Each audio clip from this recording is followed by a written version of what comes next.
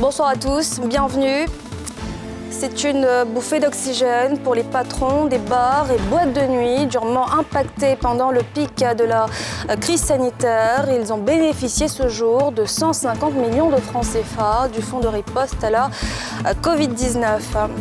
Ils sont des milliers à vivre dans la rue, livrés à eux-mêmes, les enfants en situation de rue. Un phénomène que veut endiguer l'État ivoirien. Immersion dans leur quotidien dans ce journal. Et puis un coup KO au Burkina Faso, victoire du président Roch Marc Christian Kaboré dès le premier tour. Il promet une concertation permanente pour construire un Faso meilleur. Vous les avez entendus à maintes reprises pendant le pic de la crise sanitaire se plaindre des conséquences de la fermeture de leurs établissements. Cette fermeture qui avait duré des mois avait durement impacté les patrons des maquis et des boîtes de nuit. Si aujourd'hui leurs espaces sont de nouveau rouverts, ces derniers réclamaient une aide de l'État pour combler le gouffre financier dans lequel la Covid-19 les a plongés. Et c'est désormais chose faite. Salif Yadekwe, Tanguy Kona. Le fonds d'appui au secteur informel FACI, mis en place par l'État ivoirien dans le cadre de son plan de riposte économique contre la Covid-19, a fait des heureux ce jeudi au cabinet du ministère en charge de la jeunesse. Ce sont 43 patrons de bars et night-clubs durement éprouvés pendant cette crise sanitaire qui ont bénéficié de chèques. Le tout d'une valeur de 150 millions de francs CFA. C'est un processus qui demandait quand même donc de franchir plusieurs étapes et on souhaite, au-delà de la remise des chèques, vous puissiez donc aider le gouvernement à sensibiliser la population. La maladie reste encore une réalité, donc la Covid n'est pas terminée. Donc tout en prenant toutes les dispositions dans vos maquis et bars, aidez-nous à sensibiliser nos populations pour qu'elles prennent un minimum de dispositions pour ne pas tomber malade. À cette occasion, le ministre du Tourisme et des Loisirs a salué le patriotisme des acteurs de la nuit qui se sont soumis aux règles édictées par les autorités en fermant leurs établissements. C'est l'occasion pour nous de vous remercier pour tous les efforts que vous faites en tant qu'employeur. Et nous disons que nous devons continuer à faire en sorte que votre secteur soit un secteur plus formalisé, avec des mécanismes nouveaux d'intervention et un rôle beaucoup plus accru de l'État à vos côtés pour que cette destination Côte d'Ivoire qui est prisée gagne en maturité, mais au demeurant profite à votre secteur. Les bénéficiaires, quant à eux, ont salué cet élan de solidarité de l'État ivoirien. Nous nous réjouissons de cette cérémonie. Nous avons mis un point d'honneur à nous soumettre aux actions du gouvernement pour juguler les effets de la pandémie à coronavirus. Et c'est ce qui nous permet d'apprécier cette main tendue du gouvernement à notre égard. Ce souffle nouveau nous fait comprendre que nous avons eu raison de nous soumettre, car nous avons des dirigeants soucieux de notre bien-être. Le total de ce fonds d'appui est de 1,5 milliard de francs CFA. Une manne qui permettra aux acteurs du secteur informel de relancer leur activité durement impactée par la crise sanitaire de la Covid-19. Immersion dans le difficile quotidien des enfants en situation de rue. Ces jeunes, pour la plupart, en rupture totale avec leur famille, plongés dans leur univers à l'occasion de la Journée mondiale des enfants de rue, célébrée chaque 26 novembre. Un univers dans lequel ils sont livrés à eux-mêmes. Nadja Eja, Mathurin Badé. Ils affichent l'insouciance liée à leur âge, malgré un avenir incertain. La seule garantie de ces jeunes sans domicile fixe, devenus par la force des choses des enfants de la rue, c'est leur joie de vivre, une énergie positive, en contraste avec leur cadre de vie insalubre.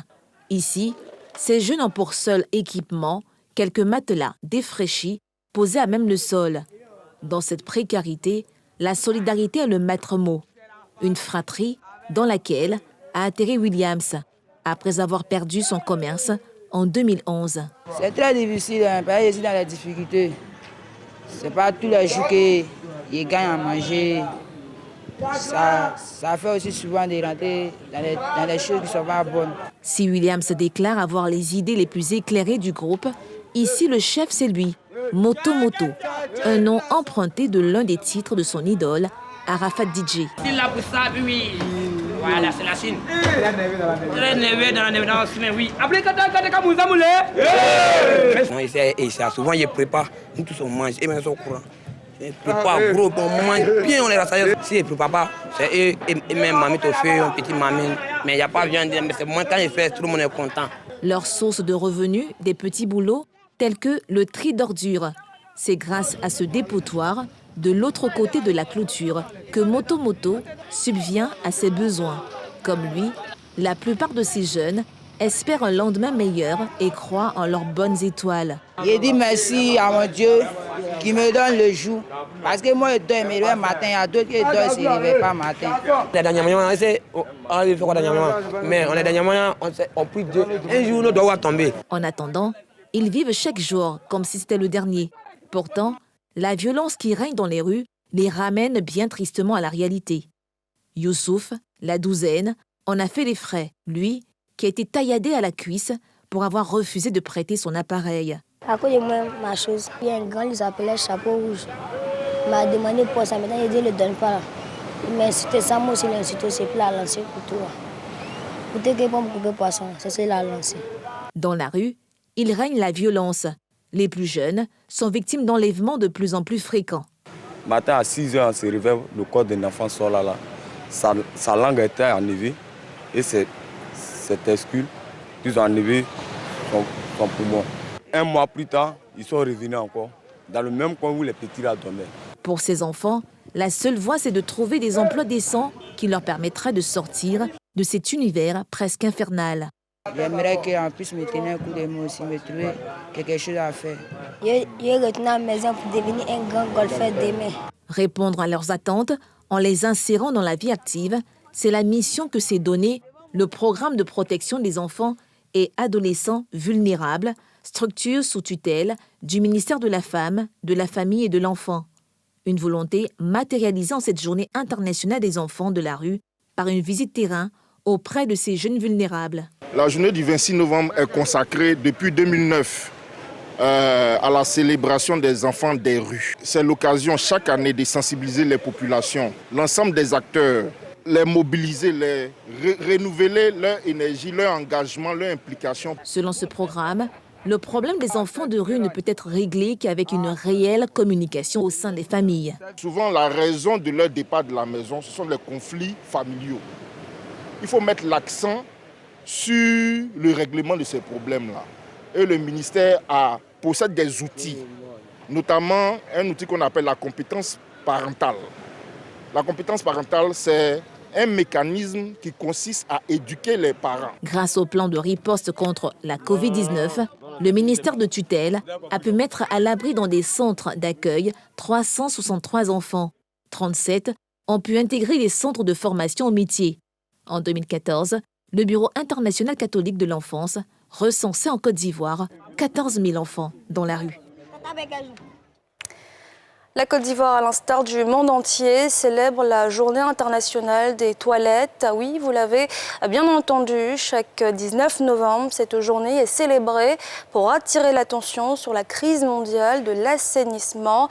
Cette année, elle a été décalée de quelques jours et c'est la commune d'Abobo qui abrite l'édition 2020. Yéli Traoré.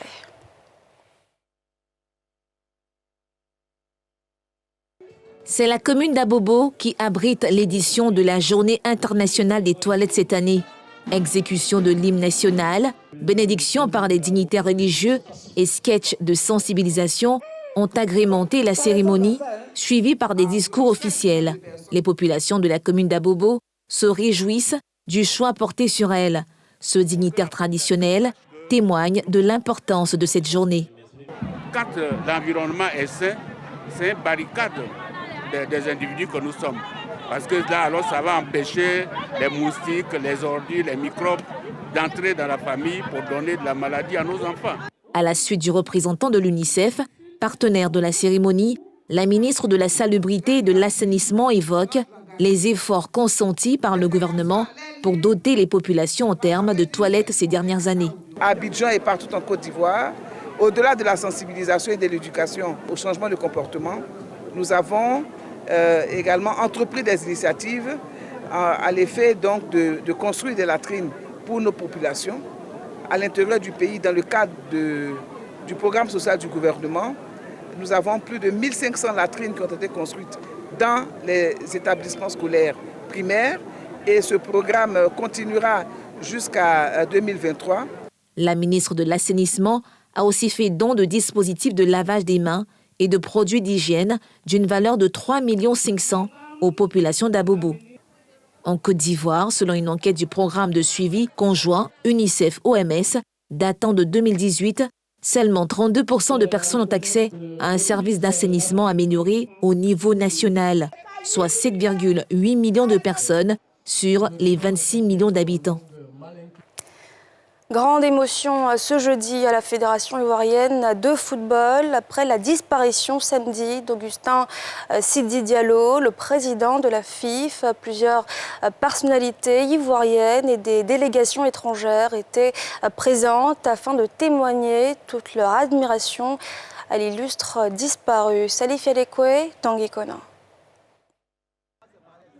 Ce jeudi soir, atmosphère lourde à la Fédération ivoirienne de football, la FIF, à Abidjan-Treichville. Un hommage a été rendu au président de la Maison de Verre, décédé samedi dernier des suites de la Covid-19. Ils étaient tous présents, joueurs, présidents de clubs, arbitres, journalistes sportifs, supporters, pour honorer l'illustre disparu qui a passé une bonne partie de sa vie à côtoyer le ballon rond.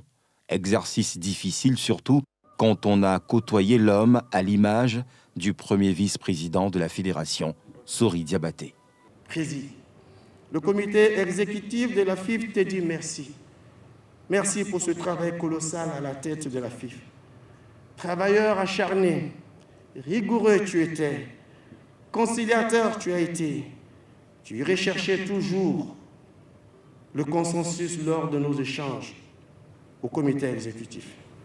Toujours prêt à aller au front pour nous. Tu ne connaissais pas la peur. Président, tu n'es pas méchant. Non. Ils ne te connaissent pas. Tu n'es pas difficile, encore moins difficile de vivre. Tu as des principes de vie. Tu as du caractère. Tu es juste, courtois et serviable à souhait. Le ministre des Sports, vantant les qualités de Sidi Diallo, a souhaité que l'homme soit immortalisé ici. Il est vrai, nous le disons souvent, qu'un éléphant ne meurt jamais. Mais la disparition de Sidi Diallo laisse un grand vide dans nos rangs, dans les rangs de la Fédération ivoirienne de football, et cela sonne comme une symphonie inachevée. Et la Côte d'Ivoire reconnaissante n'oublie pas ses fils valeureux. C'est pourquoi le ministère des Sports a suggéré qu'il plaise au gouvernement que ce bâtiment que l'État de Côte d'Ivoire a mis à votre disposition, a mis à la disposition de la Fédération ivoirienne de football, puisse, avec l'accord de tous, l'engagement de tous, porter un jour l'illustre nom d'Augustin Sidi Diallo. Décédé à 61 ans, Sidi Diallo avait décidé de ne pas briguer un autre mandat à la tête de la FIF. Durant les derniers moments de sa vie, il n'a cessé de prôner l'unité et la paix au sein de la famille du football. Ces symboles du foot, entre autres le maillot, le ballon, ont été remis à la famille au nom du mouvement sportif par le ministre. Adieu, Président, et merci pour ton engagement. À qui confier la réparation de son véhicule à Abidjan? Quelles sont les nouvelles techniques dans le secteur de la mécanique? Quels services les garages proposent-ils? Le service est-il de qualité? C'est ce qu'on a tenté de savoir dans ce focus signé Yeli Traoré, Tanguy Kona. Commune de Koumassi. Ce site aménagé par la municipalité abrite 64 garages. Il y a les spécialistes auto, ceux qui réparent les motos et même un spécialiste des machines du type chariot-élévateur. Il faut cependant souligner que la réparation auto est l'activité principale de ce regroupement de garages. On y vient pour réparer des pannes ou préparer une visite technique. Cette voiture qui est là, c'est moi, j'interviens dessus. Elle est venue pour un problème d'allumage. La voiture ne démarre pas. Donc quand c'est comme ça, nous, quand on intervient, on peut brancher un ordinateur, voilà, faire un diagnostic pour nous situer où la panne est. Cette véhicule, elle est venue pour une préparation de visite. Donc quand elle vient pour une préparation de visite, on fait d'abord un essai pour voir qu'est-ce qui ne va pas sur le véhicule. Présentement, il y a des amortisseurs qui ne sont pas bons, des plaquettes, des rotures, des embouts de crémaillère, et aussi la crémaillère aussi n'est pas bonne. Donc nous sommes obligés de changer toutes ces pièces-là pour que la voiture soit en processus pour pouvoir aller passer la visite. Ce client rencontré sur place est un familier des lieux. Je suis transporteur, j'ai une bonne vingtaine de Wawawa qui sont à ma charge. Eux aussi, ils viennent pour les réparations avec le même garage. Et ce qui est bien, c'est que nous voyons, il y a les vendeurs de pièces qui sont sur place sur le site, que d'aller peut-être en ville jusqu'à Le Pougon, à Bobo, pour prendre les mêmes pièces qui ont pratiquement les mêmes prix, qui sont sur place. On en achète pour les réparations. Ce regroupement permet aux garagistes de mutualiser leurs moyens afin de sortir du secteur informel. Déjà, ils payent, bon an, mal an, une patente à la municipalité de 27 millions. Nous ne payons pas de loyer ici parce que, comme je l'ai dit, le site nous était nettoyé par M. le maire. Mais en revanche, nous contribuons aux taxes de la mairie. Dans cet autre garage de marque Horizon 4, le décor est tout autre. Ici, on est en pleine zone résidentielle. Les choses sont autrement mieux organisées et pour cause, les véhicules, à l'image de cette grosse cylindrée, en réparation sont d'un luxe clinquant. Une fois le véhicule admis, il est soumis à un scan intégral afin de poser un diagnostic. Et la voiture doit être au moins 2010. On fait que les Allemands. Quand nous recevons la voiture, nous faisons d'abord un diagnostic, un scanner, pour détecter la panne du client. Le scanner, il coûte 50 000 francs chez nous. Une fois que le client accepte de réparer le véhicule chez nous, le prix du scanner est automatiquement supprimé, n'est plus payable. Les prestations de ce garage, qui offre notamment des services de clé minute et des produits d'entretien auto, semblent bien satisfaire sa clientèle. Il y avait de l'huile qui montait dans le bocal à eau de ma voiture. Donc je l'ai envoyé la voiture hier. Et après le diagnostic, il s'est révélé qu'il y avait le radiateur qui était endommagé, il y avait une fuite. Bon, comme moi aussi j'aime pas les réparations, on a décidé de changer, mettre un nouveau radiateur que vous voyez là. Ils font de la bonne mécanique. Jusqu'à présent, je n'ai jamais eu de problème. Tout ce qui m'a situé comme panne dans mes différents véhicules ont toujours été vrais et ont toujours été réparés. Jusqu'à présent, on n'a pas eu de problème. Comme on le constate, réparer son véhicule à Abidjan est finalement chose simple. C'est l'état et l'âge du véhicule qui déterminent in fine dans quel garage se rendre. Dans l'actualité internationale, Roch Marc Christian Kaboré rempile donc pour un nouveau mandat. Je vous le disais en titre, le président sortant remporte la présidentielle du Burkina Faso dès le premier tour, selon les résultats provisoires de la CENI. Pierre Dipomela. Monsieur Kaboré Roch Christian Marc, avec 57,87% des suffrages, est déclaré élu provisoirement dès le premier tour comme président du Faso à l'élection du 22 novembre. Il n'y aura pas de deuxième tour au Burkina Faso. Le président du MPP, Mouvement du Peuple pour le Progrès, Roch Marc Christian Kaboré, rempile pour un deuxième mandat avec 57,87% des voix, selon le président de la CENI, l'organe en charge des élections au pays des hommes intègres. Quelques instants après cette proclamation, Roch Christian Kaboré a promis d'être le président de tous les Burkinabés et envisage une concertation permanente pour construire un Burkina Faso meilleur. C'est une victoire que nous avons obtenue. Il y a de la joie, effectivement, que nous avons au cœur, mais c'est également une responsabilité importante, celle d'être le président de tous les Burkinabés sans exception. Et je voudrais dire que tout ce qui concerne les questions sécuritaires, les questions de réconciliation nationale, les questions de développement, les questions qui concernent l'amélioration des conditions de vie des Burkinabés sont des questions pertinentes et sur lesquelles nous allons nous atteler très rapidement.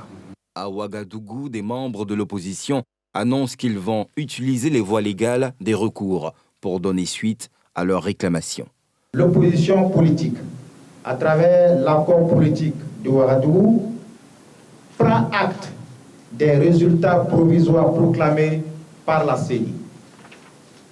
Se réserve le droit d'utiliser les voies légales de recours pour traiter des irrégularités relevées au cours du déroulement du processus électoral et tout particulièrement au cours du scrutin du 22 novembre 2020. Notons que Eddy Komboego, candidat du parti de l'ex-président Blaise Compaoré, a obtenu 15,84% des voix devant celui qui est considéré jusque-là comme le chef de l'opposition, Zéphirin Diabré, arrivé en 3e position avec 12,46% des voix selon la CENI. Un peu plus de 24 heures après son décès, Diego Armando Maradona a été enterré ce jeudi à côté de ses parents dans un cimetière en périphérie de Buenos Aires. Selon la presse argentine, plus de 2 millions de personnes étaient attendues à ses funérailles. Pierre Di Pomella. Éploré, l'Argentine s'est mobilisée en masse jeudi pour un dernier adieu à Diego Maradona. Des milliers de supporters ont défilé devant sa dépouille avant l'enterrement prévu en soirée à Buenos Aires, au lendemain de la disparition de l'icône, adulée bien au-delà du monde du football. Une longue file de milliers de supporters a commencé à serpenter dès l'aube autour de l'historique place de Mai dans l'espoir d'entrer dans la Casa Rosada, le siège de la présidence argentine où était organisée la veillée funèbre. Des échauffourées ont éclaté avec la police qui tentait vers 14 h d'interrompre l'accès à la chapelle ardente. Un énorme ruban noir ornait l'entrée du bâtiment de pierre rose dont les drapeaux étaient en berne en signe de deuil national décrété pour 3 jours. Le cercueil fermé contenant la dépouille de la légende du football a été recouvert du drapeau argentin et des divers maillots des équipes pour lesquelles Maradona a joué, notamment ceux de la sélection argentine et de Boca Juniors, floqués du mythique numéro 10. L'enterrement avec un service religieux était prévu dans la foulée au cimetière Jardine de Paz, en périphérie de Buenos Aires. Point levé ou la main sur le cœur, les fans se sont succédés devant les restes de l'idole, décédé mercredi à 60 ans d'un arrêt cardiaque. L'émotion était immense depuis la veille. Des milliers d'admirateurs se sont rassemblés auprès des stades des clubs où Maradona officiait en Argentine, à Buenos Aires, Rosario ainsi qu'à La Plata, où il entraînait la formation de Gimnasia jusqu'à son décès. Des chefs d'État de nombreux pays ont adressé des messages de condoléances, preuve que Maradona a partout marqué les esprits par ses exploits et ses excès, oscillant entre grandeur et flamboyance d'une part, déchéance, drogue et polémique de l'autre. Et c'est la fin de ce journal. Merci de l'avoir suivi. Restez avec nous dans un instant. NCI Reportage avec un sujet ce soir sur les Fanico du Banco. Excellente soirée à tous.